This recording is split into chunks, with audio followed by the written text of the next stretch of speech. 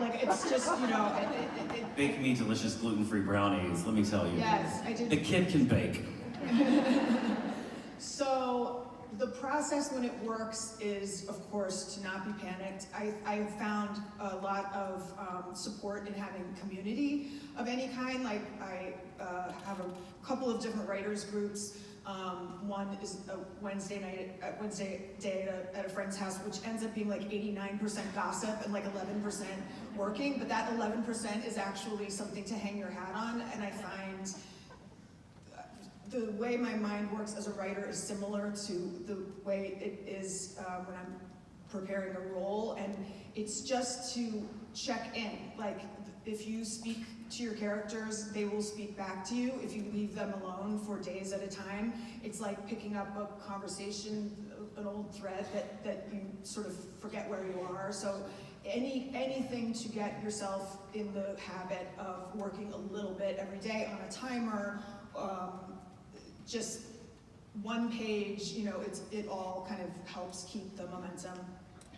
So would you say that your work as an actor and your life as an actor, that same creative impulse, is it similar to the one when you're telling stories and writing essays and novels? I think so, and it all came, as a kid I was a big reader, and just the way I experienced what I read imaginatively felt similar to when I first started as an actor, and I think it is all for me, just it's storytelling.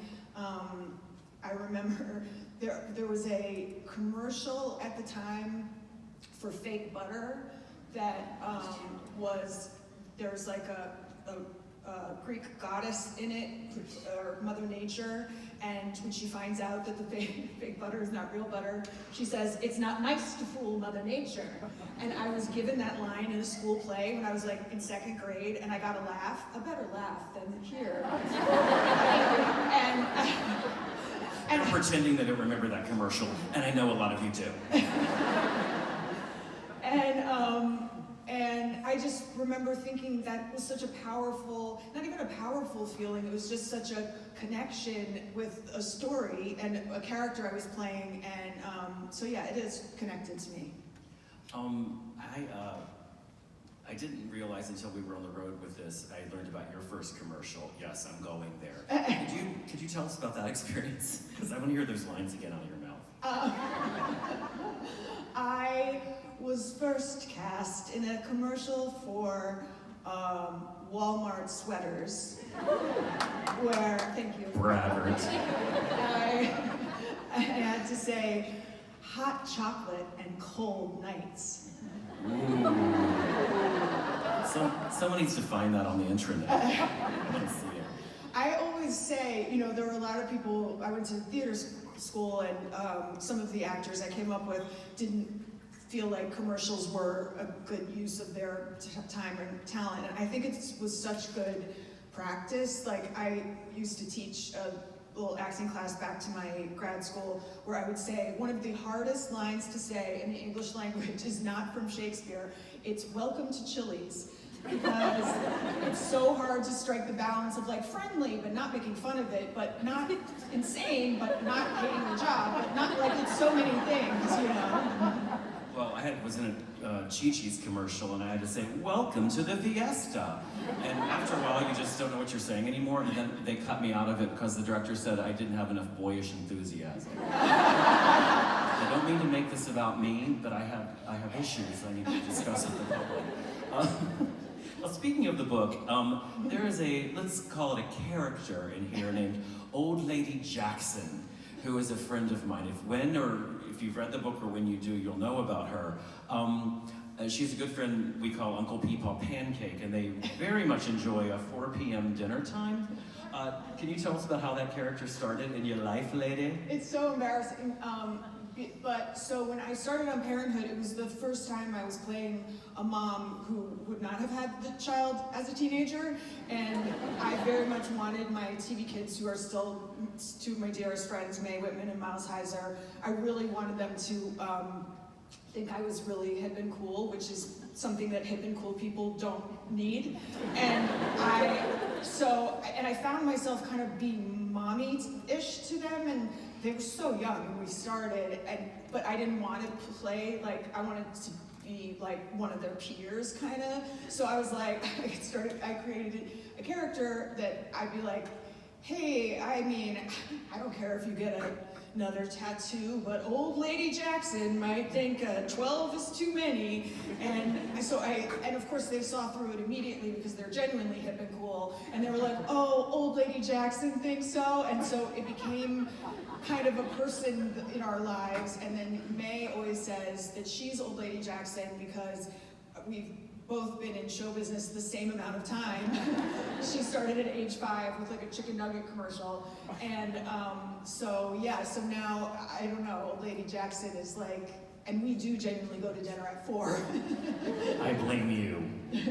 Well, as we get older, this passage I'm about to read from your book, which I think is really beautiful, as soon as I find it, please talk among yourselves, but silently.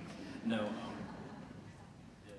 I just wanted to read this because it really, this is crazy. Why is this happening? You know why this is happening with these things falling? My family's here. And I'll have to hear about it later. So this is from the essay Old Lady Jackson, and I think it's lovely. It's very useful to always have a friend who is much older and one who is much younger. The older friend will remind you what there is to look forward to, and the younger friend will keep you telling your stories over again, so you'll remember not to forget them. An older friend will tell you you have plenty of time yet, and a younger friend will make you forget time altogether, because when you're with them, you'll feel, even for a moment, that you're the exact same age. It's really beautiful, honey. Well, something I did not imagine or plan for, but that is an incredible benefit of the work I've gotten to do is kind of the families you make along the way. And I have so many friends who are not my age, who are much younger, who are much older, and I have such appreciation for that. I don't know, it just keeps me connected to all those ages. Well, speaking of that, I think the Gilmore Girls fans here will be happy to hear me say these 2 words, and then I want you to talk about this person, Kelly Bishop. Right? Well, Kelly is a great example of someone who, I don't know how many of you have just like a friend who's 80, but I just was at Kelly's 80th birthday, and there were all these pictures of her, she was Sheila in the chorus line on Broadway, she won the Tony, and just pictures of her with like her leg up in the air, and she's just an incredible person, and her training was as a dancer, and this is true for most of the dancers I've known. Just incredible discipline, always prepared, never complains, and was always such a big supporter of mine, and always kind of bossy with me, which I don't have a lot of bossy friends, and I tell her about some date I went on, she'd be like, well, he sounds terrible, lose his number. And I'd be like, I mean, you're probably right. But then like at 2 in the morning, sometimes if we would be at work late, she'd just come over to me, her perfect posture, and she'd be like, do you want to split a bag of Cheetos? I was like, Kelly, you're bad. And we'd split a little mini bag of Cheetos. So she's just been such a special, great friend. And she has a book coming out called The Third Gilmore Girl. And I'm scared. Because she does not give a shit. And I'm like, I don't know what, I feel safe, but also scared for others. I can't wait. Well, speaking of people that we idolize and look up to, one of the first movies I think I saw you in, and it was your 2nd film, and you worked with Meryl Streep. I mean, that's crazy. Yeah. I was, right? Thank you, Meryl. Thank you. She comes to all our shows. She's kind of a stalker or whatever. What was that experience like? I've had several experiences where I met a hero where I just was unprepared, and I was like out of my mind the entire time. Like, I don't think there was ever a time when I wasn't like, that's Meryl Streep right there. It's Meryl Streep. She's in the scene with me. I'm in a scene with Meryl Streep. It was just like so bad as an actor because, of course, you shouldn't have that through line. But it was also Renee Zellweger's first movie after Jerry Maguire. It was my One True Thing. Yeah. One True Thing, yeah, based on an Anna Quindlen book. But it was very, in the movie, it's about this mother-daughter relationship, and Meryl's character gets cancer, and it's a very dark kind of story. And we were shooting in New Jersey, wintertime, at a big house, drafty, older house, and it was, you know, sometimes the tone of the story, like, it colors the set. And so it was kind of a subdued set anyway, and usually the way you start your day is you just do kind of a read-through of the scene so that the crew knows what's happening, and so for lighting, and so we're just casual doing a read-through, and there had been this terrible flu going around, and Meryl starts, and she can barely speak, and I was like, oh gosh, these days are so long, and it's gonna be such a hard day, and poor thing. Of course, she's coming to work anyway because she's Meryl Streep, and she was like choking through her scene. And then at the end, she was like, "Hey, does anybody see my crossword puzzle?" And I was like, "Oh, she was acting." I was sitting this far away from her, and I completely believed she was ill because she's playing someone who's ill. And then even her like morning read-through was like A++. And then I remember we were at the premiere after the movie had finished, and I hadn't seen her for a while, and she kind of pulled me aside in the crowd, and she was like, you know, I just saw the movie, and I want you to know that as an actor, she said to me, "You're a very good listener." And I said, "What?" Because still, I was so freaked out to be getting a compliment from Meryl Streep. Like, the blood was pounding in my ears, and she was just telling me I'm a good listener, and I can't understand her. I was like, she was just as lovely as you would want her to be. One day. I, for one, and I'm sure there's a lot of people here that feel the same way, I wish you would sing more. So, you've got a lovely voice. I sound like you're Shirley MacLaine in Postcards from the Edge. You have a lovely voice. Just use it more. But that brings me to Zoe's Extraordinary Playlist, which I loved. I did too. What was that experience like? It was insane. This is why musical TV shows don't last, is they're so ambitious, they're so expensive, they're impossible, and that I was so glad. Jane Levy's a very dear friend of mine, and she asked me to be on it, and I was so glad to be there. But you're singing, dancing, plus working 14-hour regular TV show day, and Jane is like, Jane played soccer in college. She's like an incredible athlete, and she could learn to dance in 4 seconds, but it's just difficult. And plus, I had been on Broadway, but I can't sing everything. Pop music is really hard. It's deceptively hard. But it was a cool thing to be able to do, and just things like you'd record the song and then you had to lip sync to yourself. Like, I had never done that before. Yes. I know. Except for Bernadette Peters was a guest star, and she sang live, which you can't always do for the sound mix and everything else, but they had her sing live because she's Bernadette Peters. Exactly. So also all the choreography, and you have to learn that so quickly, that just, it blows me away.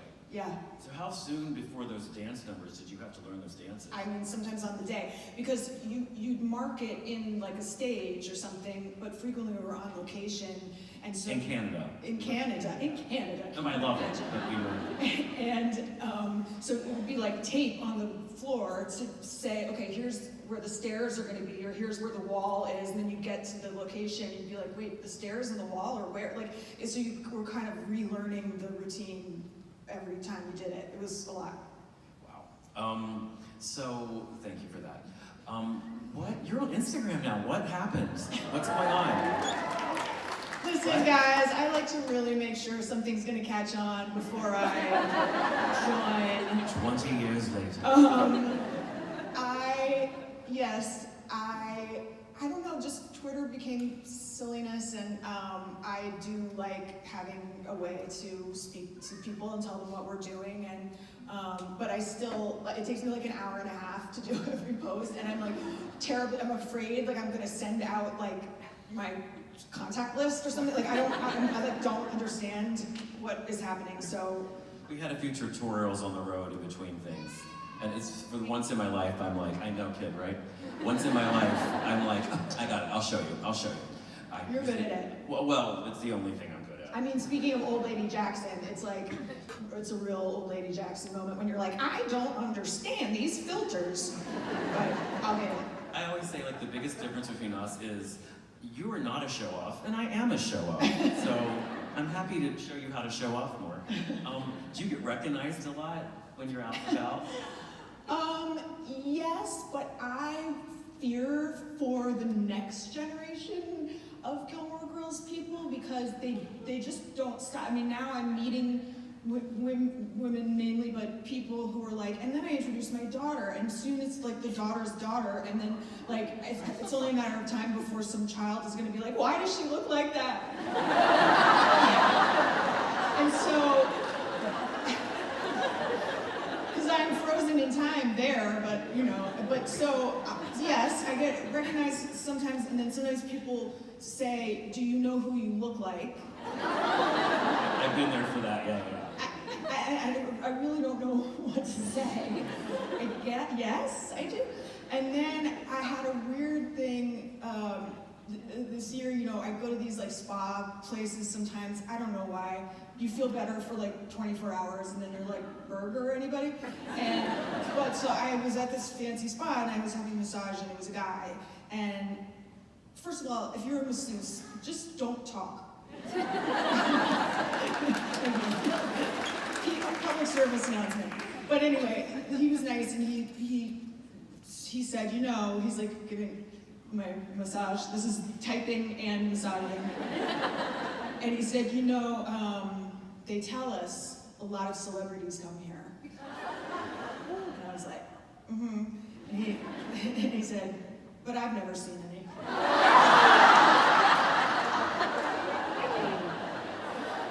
You're face down, yeah. I'm face down. And then he said, but you look familiar. And I was like, so I'm naked and I'm face down. It's my back that is familiar. So I don't know, it's taking everything I can not to make jokes. It's not even noon, Sam, come on. I have some questions for you, but then we're going to move on to some audience questions. Okay. What is your favorite reality TV show? Oh no, what would you like to be on? Like, what TV reality show would you like to be on?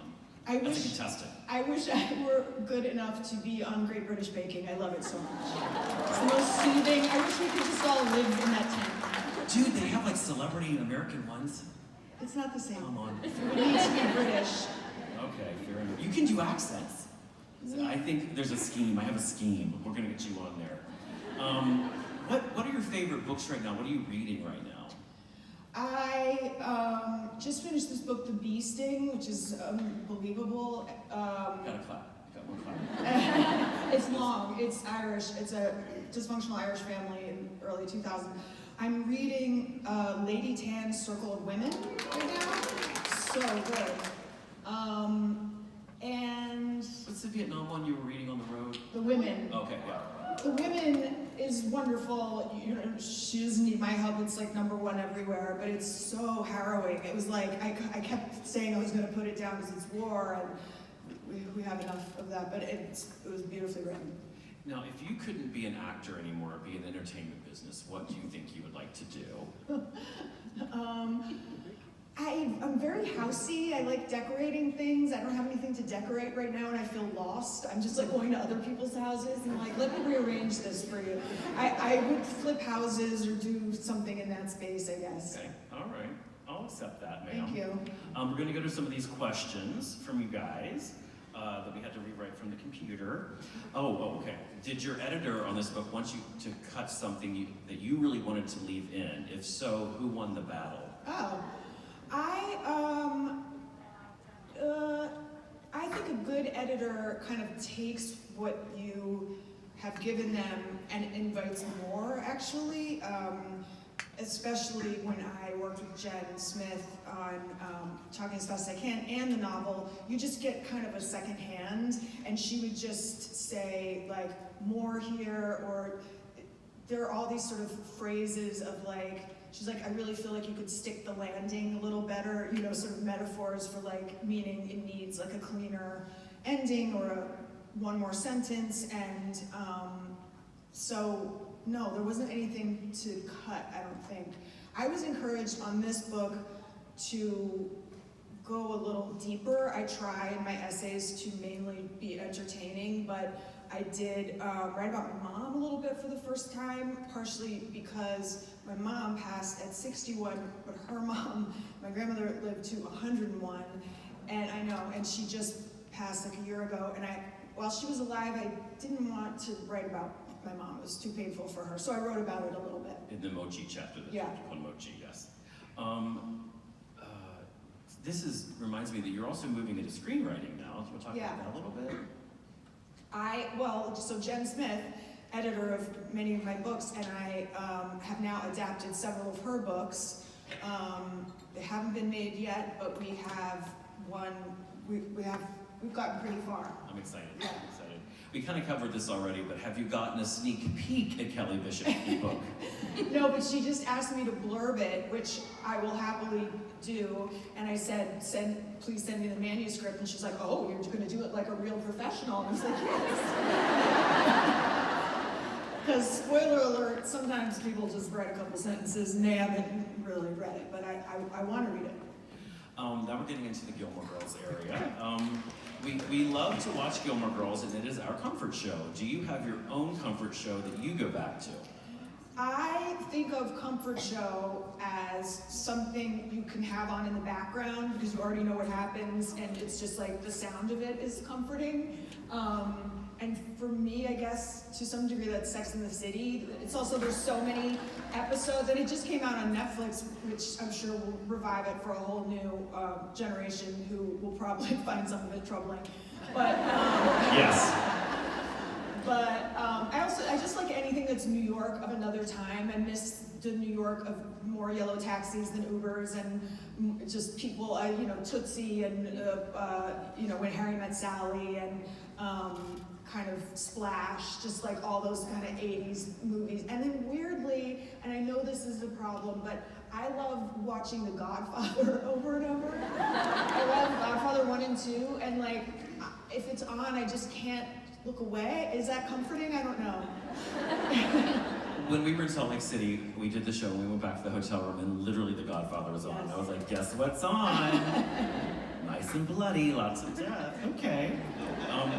Once you get the idea for a book, how long does it take you to actually start writing it?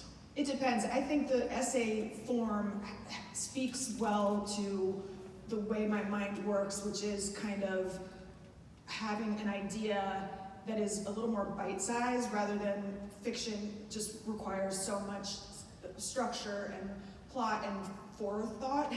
And in this book, I was sitting with Mae Whitman one day, and she was saying, she was like, I need a better bra for work. And I was like, well, yeah, you should just get a bra because you're not wearing one. She said, no, I am wearing one. And I was like, that's not a bra, that's like a handkerchief with like a fishing wire. Like, what are you talking about? And I realized that what I was used to just from coming to LA in the 90s was like a wonder bra that's like, it's like a, it has like a waterbed in it, but it's a bra. And like the whole kind of silhouette was this very like pumped up kind of Pam Anderson vibe, and that I hadn't changed my thought of what a bra was in a long time, and so that led me to this and it made me think, what else haven't I readjusted over time, and that led me to this essay, Boobs of the 90s, which is kind of about like just how values have changed, and also being asked to do a topless scene and saying no. Oh, right. You Yeah. talk about that? No. You can read it. Oh, that's right. It's in the book. It's in the book. This is from them, not me. If I wanted to start a book club this week, or maybe I will too. If I wanted to start a book club this week, what book should I suggest to my group? I mean, I don't know, but I think a book club to me says like 50% wine, 50% chit chat, and I think I really enjoyed Tom Lake, the latest Ann Patchett book. Is just, I think, very crowd pleasing, but also there's a lot to talk about, and her writing is just really beautiful. And what's the English Murders at a Retirement Home? Oh, Thursday Murder Club. Yes, I love love that. Thursday Murder Club so much. Do you guys know it? There's a whole series, right? There's a whole series, which is really fun when you fall in love with characters, and then you can kind of keep reading about them. And I've read it, and now I'm realizing it's gentle and soothing and British, but then there's like mob characters too. Yeah, It's like The Godfather. Exactly. Oh my God. That was, wow. You're complex, lady. What advice would you give to someone who wants to be a writer but can't find the motivation to put pen to paper? Then do you really want to be a writer? It's hard. I don't know. One thing about having a community of writers is taking solace in the fact that very few people find it easy. I have a couple of friends who just churn pages out. Most of us sit and feel like, why me? How dare I? Will anyone find this interesting? Will my family recognize themselves in these pages? Or there's so many ways to stop yourself. It's just, as Jen always says, just get something down. She would always say, I can't edit a blank page. Even if something's terrible, like you can always revise it as long as you fill up some pages. Right, which you keep telling me, and I'm always like, Yes. okay. This is interesting, and because I think a lot of people don't understand how long things take when you're filming them. And this is, how long did it take to film an episode of Gilmore Girls? 8 days, but like 21 hours a day. Our hours were very long. When we started, we actually shot on film, and film it looks much better, but it takes a lot longer to light, and setups are longer, and some of that kind of athletic, we're talking quickly for 10 pages, and it's one shot. Like my cousin used to call me and be like, why are you circling the gazebo again? And it was like, we're running out of space. Like we're just, and that's usually like a steady cam operator walking backwards. And so that person has to not trip, and we have to not drop a line, and somebody, a plane goes overhead. It just would take many, many takes. Did you have one when everyone got everything right, and at the very last second? Yes, always. It's almost the feeling of like holding your breath when, it's yes. More Gilmore Girls. I loved your wardrobe in Gilmore Girls. Did you have any part in choosing those clothes, or was it all done by the costume designer, and did you like the clothes? I love them, and yes, I worked with the costume designer. I always thought I wanted things to have a sense of humor, which is why I'm wearing so many like t-shirts with dog faces on them or whatever. Like I just always wanted stuff that felt fun and light. This is more Gilmore Girls. Big fan of Paul Anka. If you were naming, it just hit me, Paul Anka, right? If you were naming a dog after celebrity, who would you choose? Oh my God. I have a dog named Socks. I don't know that I would go this direction. Okay. Joni Mitchell, is that? Yeah, you can pick whoever. They're not. Okay. Do you drive a Jeep now? No. No, and when we came back to do the show, I was like, do I still have the same car? And she was like, yeah. And I was like, is it still that flesh color? She was like, yeah. What is your favorite preparation of potatoes? Also, I love you.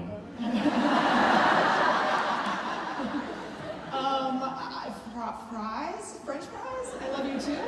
I know the answers. French fries is first, baked potatoes second. Where does mashed come in? Oh yeah. Yeah, see? I keep forgetting about mashed potatoes. They're really good. Wow. Gilmore Girls is my comfort show. We did that one. Have you tracked down that blue coat down yet? No, give it back. What was that story? I had this coat that I'd had from the initial series that said property of Gilmore Girls costumes on the back, and I had stolen it from work.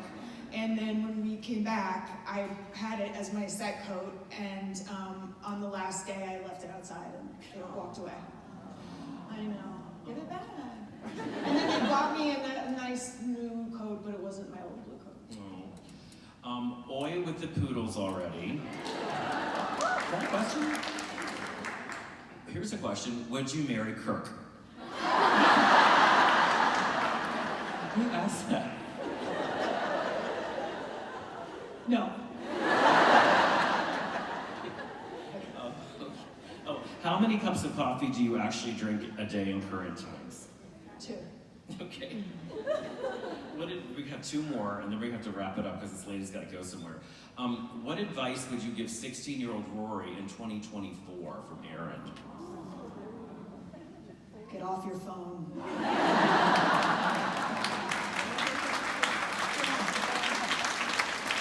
Okay. I think this is a good one to end on. If you were forced to live the rest of your life as a character you played on TV or in a movie, which character would you choose and why? Sue from Bad Santa. Twist! That's too hard a lifestyle for me.